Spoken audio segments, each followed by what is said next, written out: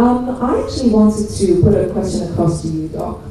You gave such a fantastic performance, but I really felt that it was so heartfelt and so sincere. The one thing that I think we haven't really talked about today is the fact that for things to actually happen, it requires a lot of perseverance. And perseverance means that you need to have a certain level of resilience. And you obviously have, you're off the charts when it comes to perseverance and resilience. And apart from your childhood and some of the, traumatic incidents that have happened to you that have made you grow, because from trauma we do grow, how have you actually been able to really just keep your head on your shoulders?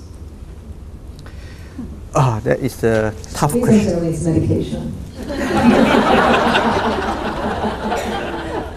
There were many times that I wish I go up to the tallest building in Singapore, but I'm thankful that God did give me a fear, height phobia, so I didn't go up. Sometimes when you are faced with these kind of challenges and you got no experience, no one to turn to, it's scary. And you really, at your wit's end, and you tend to want to compromise. But you got to tell yourself, look, you cannot, because there are people who believe in you, there are people who trust you. And just take one step at a time. I spoke to one of the Singaporean who swam the English Channel, I believe. And I asked him at one point, I can't remember his name though, our local swimmer, he swam the English Channel. Then I asked him, have you ever at one point in your life where you fear death, that you're dying while you're swimming across the English Channel? He said yes. The time when he thought while he was swimming the English Channel, he thought he was going to drown. Then I asked him, how do you overcome that? He said he asked himself, can I take on one more lap? One more lap. Every time he finished one more lap, can I take one more lap? And before he knew it, he completed the journey. So sometimes you can't make it. You take stock of whatever bullet you have, fire whatever you can, and just go. For me, I'm a Christian, so I go on my knee and pray very hard. God, why put me like that? Beg literally for mercy, and somehow, put it this way: when the sky is darkest, soon enough you'll see the star. Absolutely, I agree with you 100%. Thank you so much for sharing. Claire, do you have any last words that you'd like to add? Because I think we've actually run out of time, haven't we, Shannon? The word resilience is fairly elusive. People think that it's something that you are born with or you can learn about. I've gone through some lowest ebbs of my life, especially when I lost my third child. You will have read it in my book. And I asked the question, why me? The possibility of losing a child at the 6th month is really 0.0. And how come God chose me for that mishap? Since then, I never turned back and I asked, why not me? That acceptance of life as is a very important cognitive understanding for me. So I take it as it is. And you look at all the stories that Dr. Low has shared, there is a moment you kind of feel you want to jump or you feel that life is unbearable. It's also the moment you take stock of who are the people who love you. The resilience is really about the years of friendship, love, faith, people all having. That's the moment you have to take stock and look at the glass half full and work to fill, to make it full again. Therefore, it is the common love and understanding at the moment, having friends around to help you, hold your hands, they are so important. So at the lowest ebb of your life, walk out of your room, pick up Twitter or Facebook, get to someone to communicate. I think that is so important. I thought you just reminded me a couple of points. I thought I'd just add it to make a complete picture. I think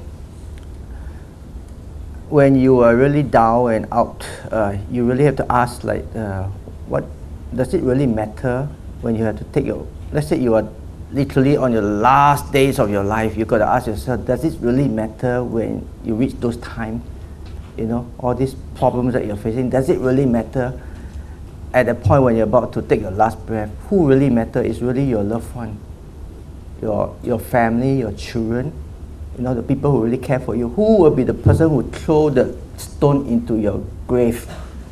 Unfortunately, we don't spend enough time with of this group of people, I am one of the guilty ones. So sometimes we just have to look at these points. And life is really short. So what we can do is really, I just do my best, I know how, and I know that business and all the difficulties that I went through is a journey. And seriously, ladies and gentlemen, life is really like a vapor. We don't know when we're going to be taken away. So just do our best and don't worry about the result. I agree with you. I think it's important that not everything is life and death. Would you like to add anything from the very fast-moving world of Lenovo, one of the smartest companies around, really? Do you have conversations about resilience? As a parting statement, what I wanted to share was that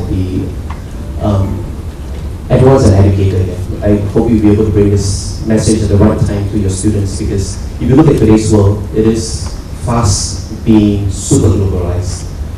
And competition today is not your fellow Singaporean students sitting next to you.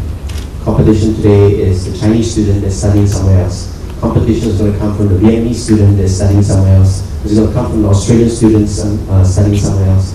And there are going to be students who are going to be smarter, better results, more street smart, more creative, willing to take a lower pay. Companies like Lenovo are increasingly looking at hiring people not based on where they are, but based on talent. And one thing that I'm nervous about, because I spend a bit of time in universities, is that sometimes our students here do not see that as an intense competition as they go out. They think that if I get my degree, I'll get a nice job. But in reality today, I'll share with someone that I've got a whole bunch of resumes recently. One from Chinese, Vietnamese, I think one Norwegian. And they basically wrote in to say, I'm willing to do 6 months internship with you guys, and only when you like my performance, then you hire me. And the resumes are fantastic. It's not just about grades. Grades were great, but all sorts of activities are done, overseas attachment, and a whole bunch of different things. So I hope you have the chance to share with the students that they should be paranoid as well. The competition is not about fighting with the RGS though. The competition is not about the SMU if you're in NUS. It's about the other students out there, because they will be competing for the same share of employment as they will be. So, I mean, it's nothing really to do with Lenovo, but this is something that every time I get a chance to speak with students in universities, I remind them, is be paranoid, because the competition out there is going to get more intense. Because companies like Lenovo are hiring on an international level, not because of where you are. That applies for a barber as well. One state the barber charge $15, QB charge $10. I heard now in Clementi you can get it for $150. The Chinese are willing to come for $150. So competition is really from international. I fully agree with you. Trust you to put it all into perspective. But to talk about paranoia. Get connected with Dr. Low Lee Yong.